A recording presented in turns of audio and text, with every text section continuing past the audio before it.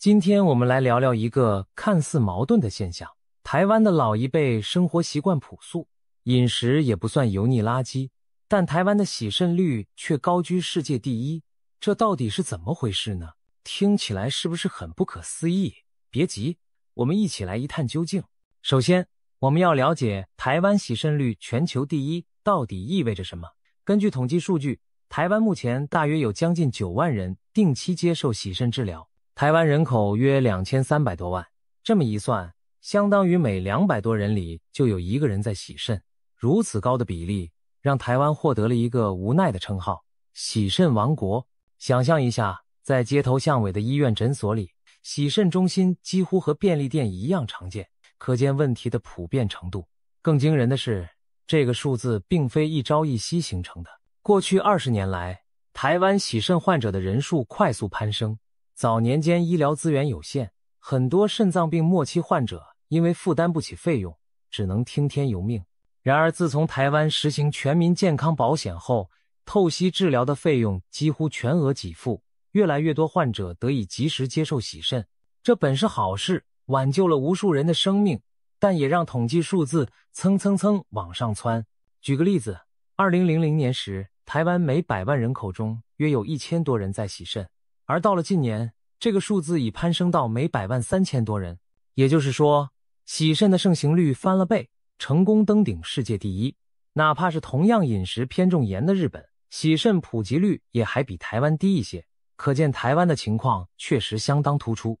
那么问题来了，台湾老一辈的人不像年轻世代那样嗜喝含糖手摇饮料，也不常吃油炸薯条、炸鸡这种典型的垃圾食物，许多人甚至日出而作，日落而息，生活规律健康。按理说，他们的肾应该更耐用才对，为什么反而需要洗肾的人这么多呢？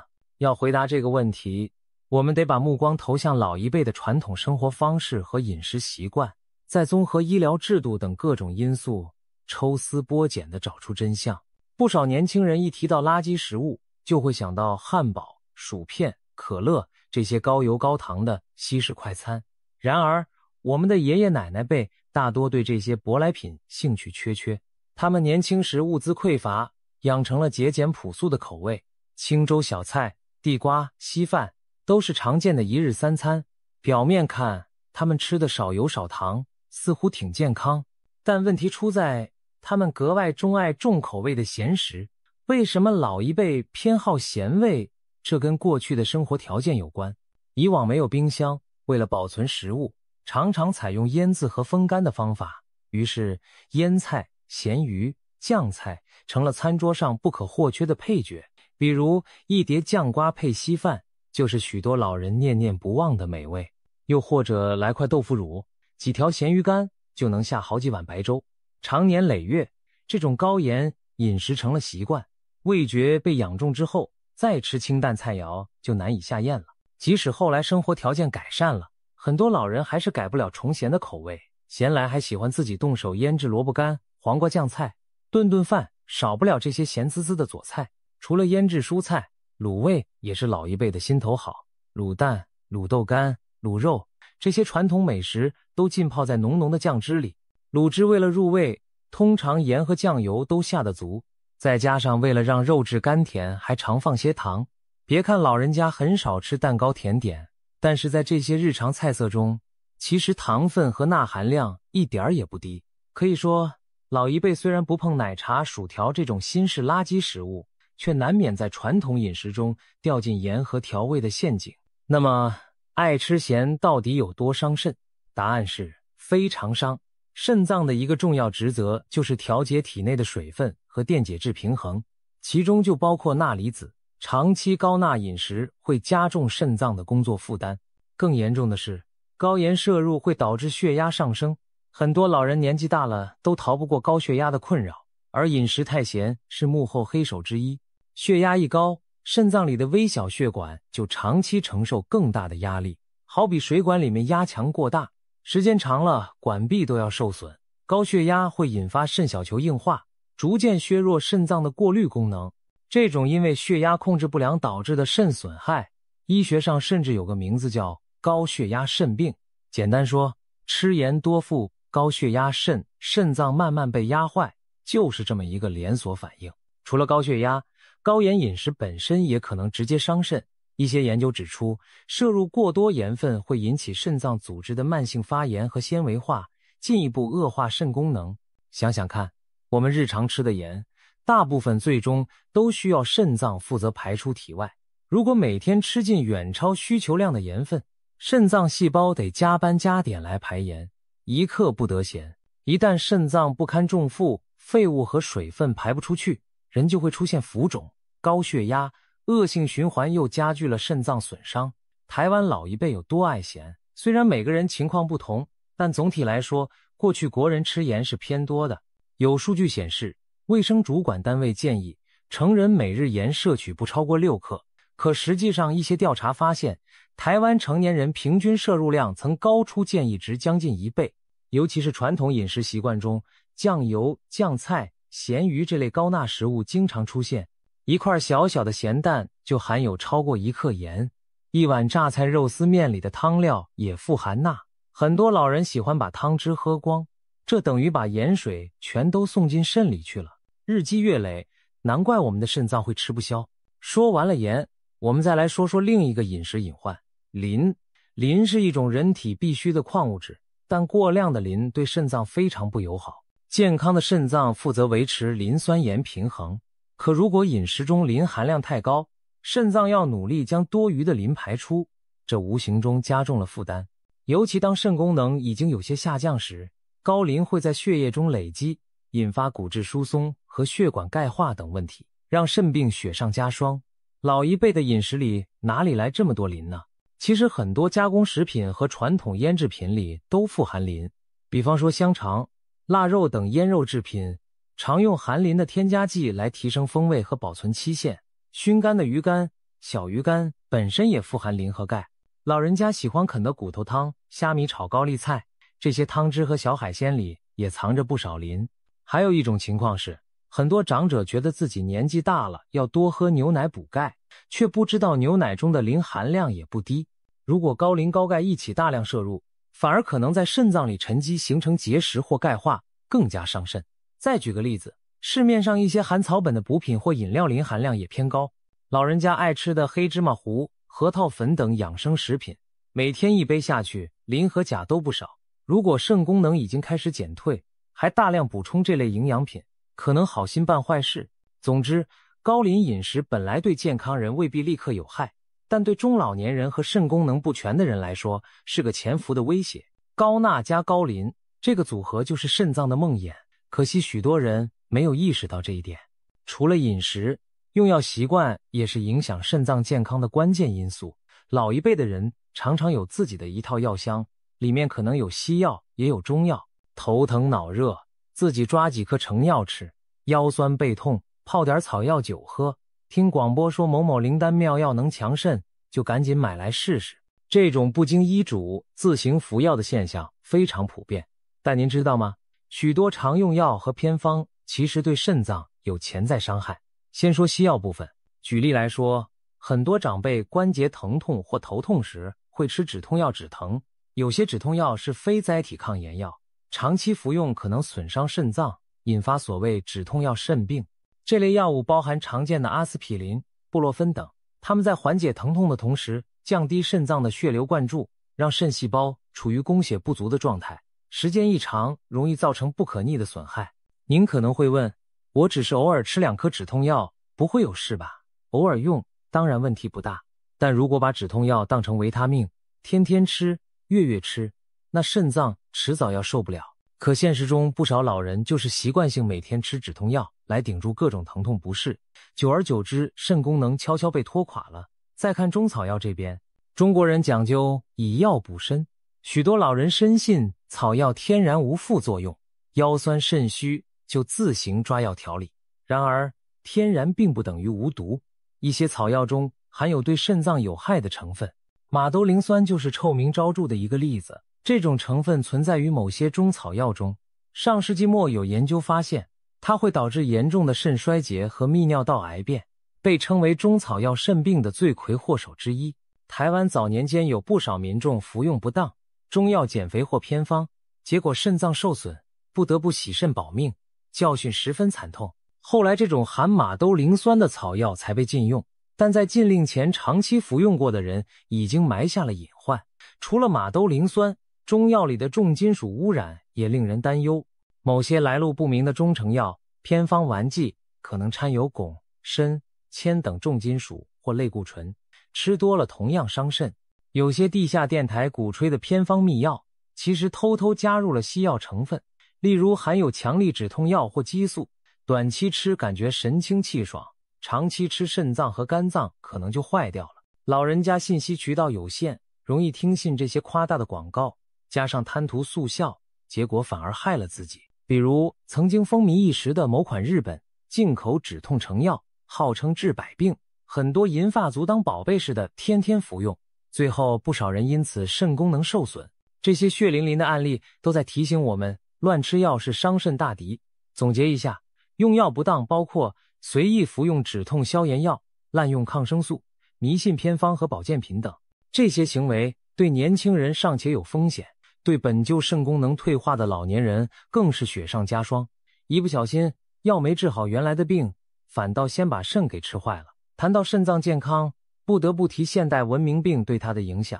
台湾洗肾人口之所以逐年攀升，有一个主要原因就是糖尿病和高血压等慢性病的普及。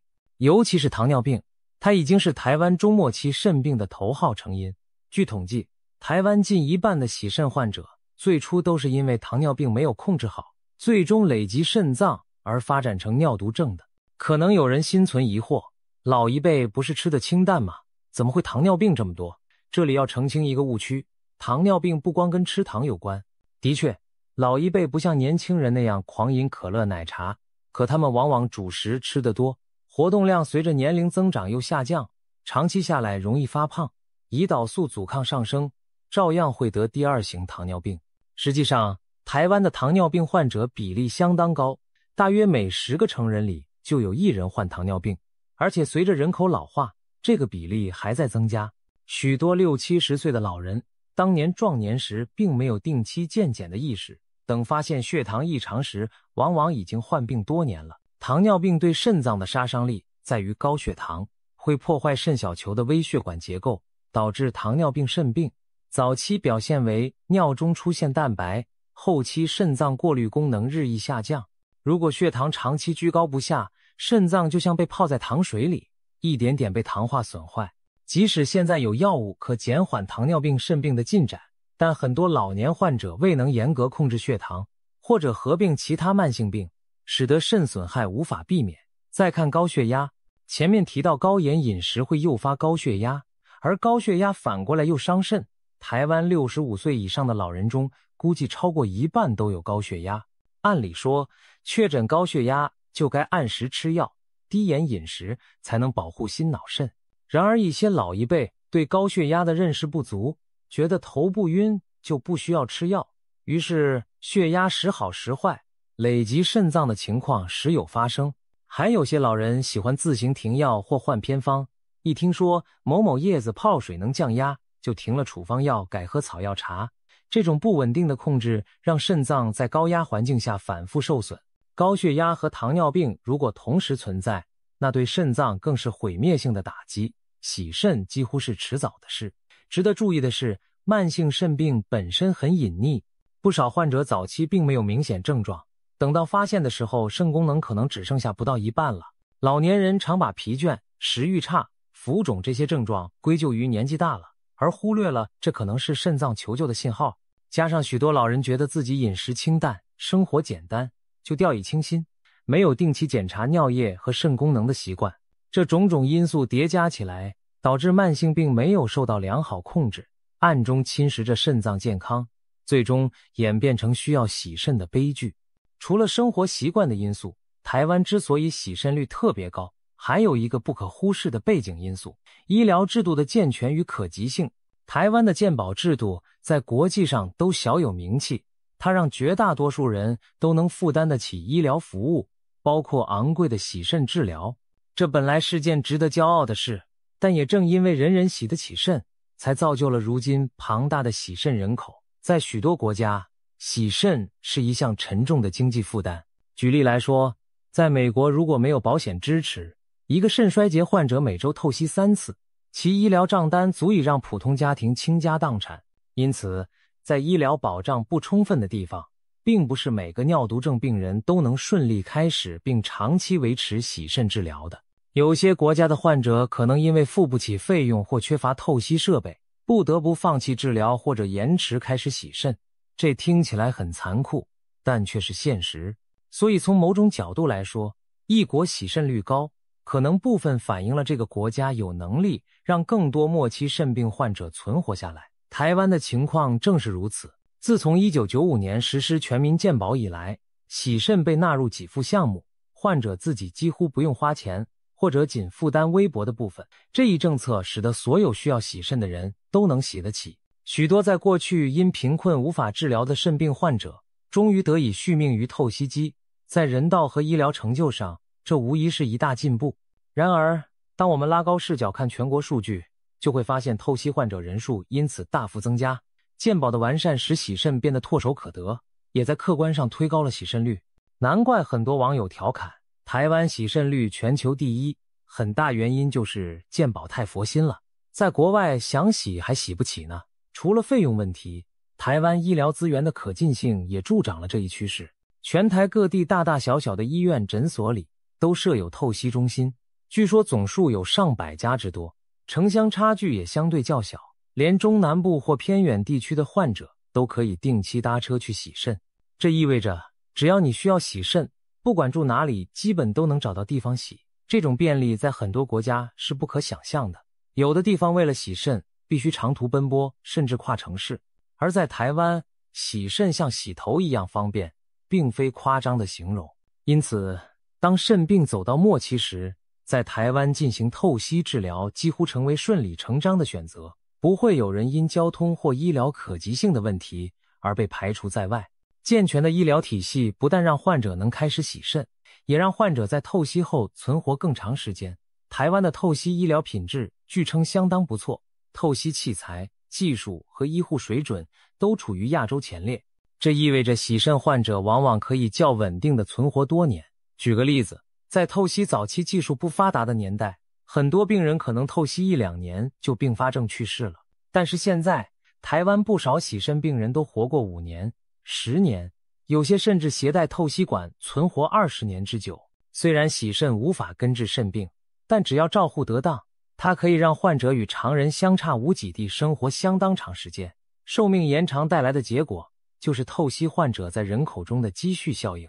每年都有新的肾衰病人加入洗肾的行列，而已有的洗肾患者又能够继续生存多年，于是总人数一年比一年多，基数越来越庞大。如果透析品质很差，病人活不久，那总体数字可能反而不高。台湾恰恰因为透析疗效好，病人死亡率低，所以总人数持续累积，推高了洗肾率。另外，台湾人均寿命近年来不断攀升，已经超过80岁，活得久也是一柄双刃剑。长寿固然可喜，但高龄往往伴随着各种慢性病乃至器官老化。肾脏作为人体的过滤器，使用了70-80年后难免磨损。如果再叠加前面提到的高盐饮食、慢病累积，那最后走向功能衰竭也就不足为奇了。可以说，台湾洗肾人口多，某种程度上也是人口长寿化的一个侧影。在医疗落后的地方，很多人可能还没等肾坏，就先因其他疾病去世了。而在台湾，其他死因被医疗挡在门外，肾脏的问题就逐渐凸显出来。最后还有一个容易被忽视却非常关键的因素，肾脏移植率偏低。对于尿毒症患者来说，洗肾并非唯一出路。换肾、肾移植可以让他们摆脱透析机，重获接近正常的生活。然而在台湾，能够等到肾移植的患者只是极少数。一方面，器官捐赠在华人社会并不普及，愿意捐肾的人相对有限。另一方面，移植资源紧张，配对成功率也有限。据统计，台湾每年进行的肾移植手术大约只有几百例，而每年新增的透析患者却有数千人。也就是说，多数洗肾患者一旦上了透析这班列车，几乎就没有中途下车的机会，只能一直洗下去，直到生命终点。相比之下，一些西方国家的肾移植率较高，透析患者过了1-2年就换到新肾痊愈的比例不小。例如，英国将近一半的透析患者最终接受了移植手术，成功脱离了透析行列，这会明显降低那些国家的长期透析患者总数。反观台湾，因为绝大多数人没能等到肾源，只好长期依赖透析为生，这也让洗肾人口居高不下，并不断累积。就好比一辆公车，上车的人多，下车的人少，车上乘客当然越来越拥挤，低移植率无疑是导致台湾洗肾率偏高的最后一块拼图。综上所述，看似矛盾的现象背后，其实是多重因素共同作用的结果。一方面，台湾老一辈的传统饮食并非真正健康无害，高盐、高糖、高磷的饮食习惯长期侵蚀着他们的肾脏，再加上有些人不当使用药物，迷信偏方，让肾脏雪上加霜。另一方面，现代社会慢性病的盛行，如糖尿病和高血压，在老年群体中得到不佳的控制，成为肾衰竭最大的推手。而当越来越多人的肾脏走到尽头时，台湾完善的健保体系和医疗资源又确保了几乎每一个患者都能接受透析并长期生存下来。